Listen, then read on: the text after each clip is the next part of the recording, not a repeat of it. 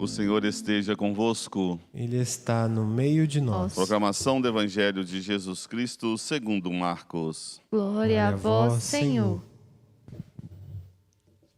Naquele tempo, Jesus voltou para casa com os seus discípulos. E de novo se reuniu tanta gente com eles, nem sequer podiam comer. Quando souberam disso, os parentes de Jesus saíram para agarrá-lo, porque diziam que estava fora de si. Os mestres da lei, que tinham vindo de Jerusalém, diziam que ele estava possuído por Beelzebu, e que pelo príncipe dos demônios ele expulsava os demônios. Então Jesus os chamou e falou-lhes em parábolas. Como é que Satanás pode expulsar a Satanás? Se um reino se divide contra si mesmo, ele não poderá manter-se. Se uma família se divide contra si mesma, ela não poderá manter-se.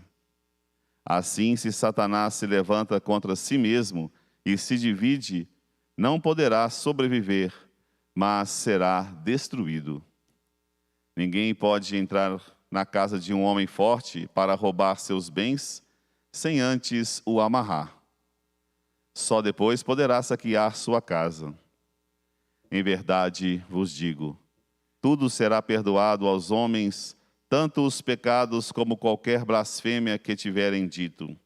Mas quem blasfemar contra o Espírito Santo nunca será perdoado, mas será culpado de um pecado eterno. Jesus falou isso porque diziam, ele está possuído por um espírito mau. Nisso chegaram sua mãe e seus irmãos. Eles ficaram ao lado de fora e mandaram chamá-lo. Havia uma multidão sentada ao redor dele. Então lhe disseram, tua mãe e teus irmãos estão lá fora à tua procura. Ele respondeu, quem é minha mãe e quem são os meus irmãos? E olhando para os que estavam sentados ao seu redor, disse, aqui estão minha mãe e meus irmãos. Quem faz a vontade de Deus, este é meu irmão, minha irmã e minha mãe. Palavra da salvação. Glória a vós, Senhor.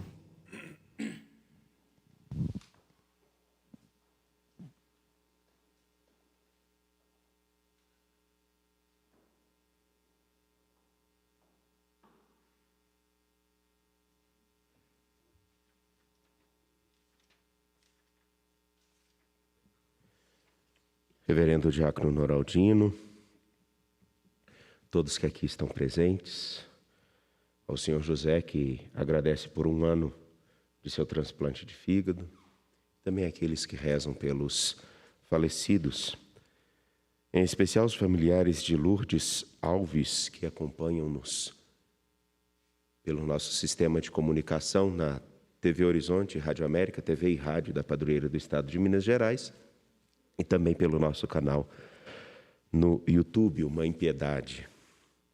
Agradecer também àqueles que nos acompanham pela Rede Minas, nessa parceria que já vem de longos anos e é tão fecunda para todos nós. Caríssimos, caríssimas, nessa manhã permitam-me dar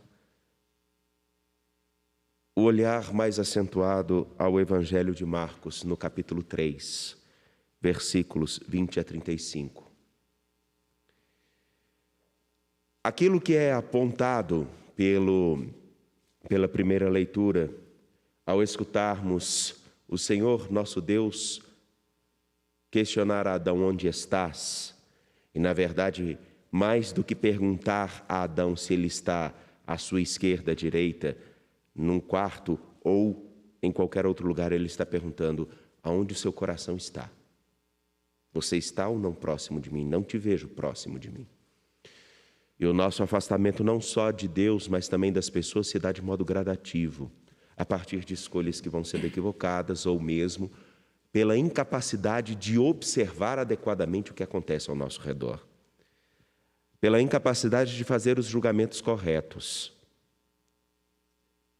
E nós somos capazes de errar nos nossos julgamentos. Olhar uma situação como, por exemplo, qual é o seu nome, meu filho? William. Eu posso olhar o William fazendo uma coisa e emitir o julgamento que ele está fazendo uma peripécia. Mas, na verdade, talvez ele, pela circunstância que ele está resolvendo um problema. E depois, quando a gente toma consciência de que ele resolve um problema, a gente é obrigado a pedir desculpas. Eu acredito que você já passou por isso, porque eu também já passei, todos nós aqui já passamos. Um momento no qual nós estamos tomando uma atitude para resolver um problema, e ela então é interpretada equivocadamente, mas aí se entende o que, na verdade, precisava ser feito.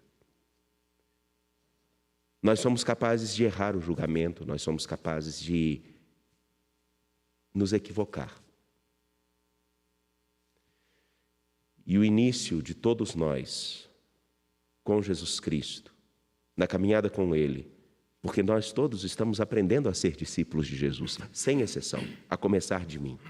Todos os dias eu tenho algo a aprender. Nós, como estamos aprendendo, temos sempre que estar atentos para não fazer o julgamento equivocado. O capítulo 3 de São Marcos, nesses versículos 20 a 35, mostram uma cena onde Jesus começa a realizar coisas maravilhosas e a falar coisas maravilhosas que davam sentido ao coração dos homens.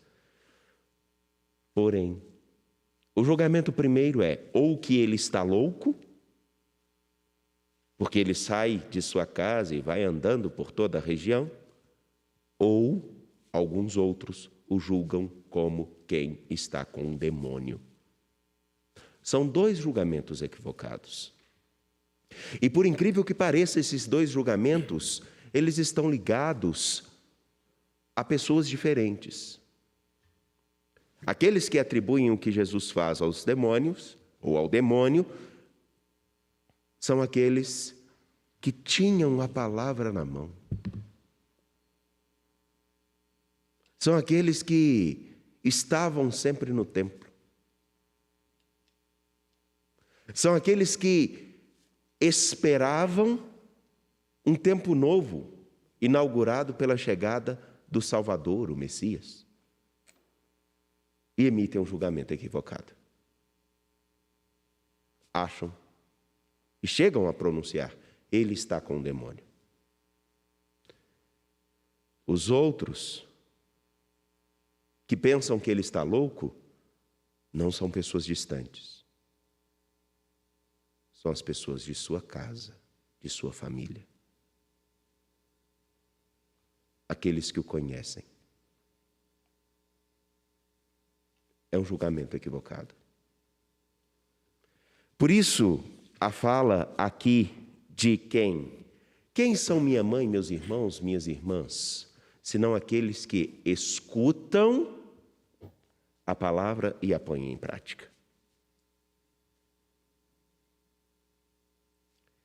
Essa fala é muito importante, porque mais do que o laço sanguíneo, simplesmente, está em uma relação de colocar-se numa capacidade fundamental que tanto aqueles que falaram que ele estava com demônio, como aqueles que falaram que ele estava louco, estavam com dificuldade de escutar.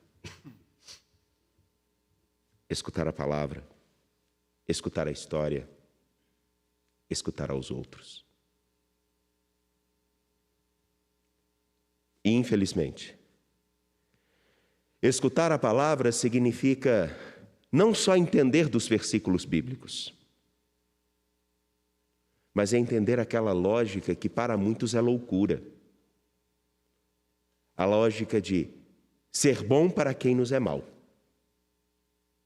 Não ser bobo, ser bom é diferente. Ser justo com os injustos. Diante de toda a possibilidade de corrupção, maldade, maledicência, ainda que pareça loucura e insanidade, como parece realmente insanidade nossa, aqueles que, nesse caminho que é fundamental da vacinação de todo o nosso povo, visto que é o recurso comprovado para vencermos essa circunstância da pandemia, e que não podemos perder tempo com brigas, sejam elas políticas, sejam elas judiciárias, sejam elas pela vaidade de alguns, porque colocamos em risco as pessoas.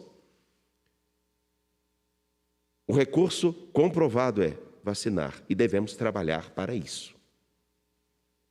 Mas esse trabalho precisa também respeitar os processos que garantam a segurança dos mais frágeis. E eu não tenho o direito, seja eu padre, seja quem for, se eu não estou na hora de receber, furar essa fila. Mas ainda nós temos pessoas que se acham no direito, porque devem ser o centro do universo, que queiram furar essa fila. Olhando para isso, parece loucura manter essa coerência, mas não é. Parece loucura quando nós falamos não dá para nós continuarmos a tratar o meio ambiente.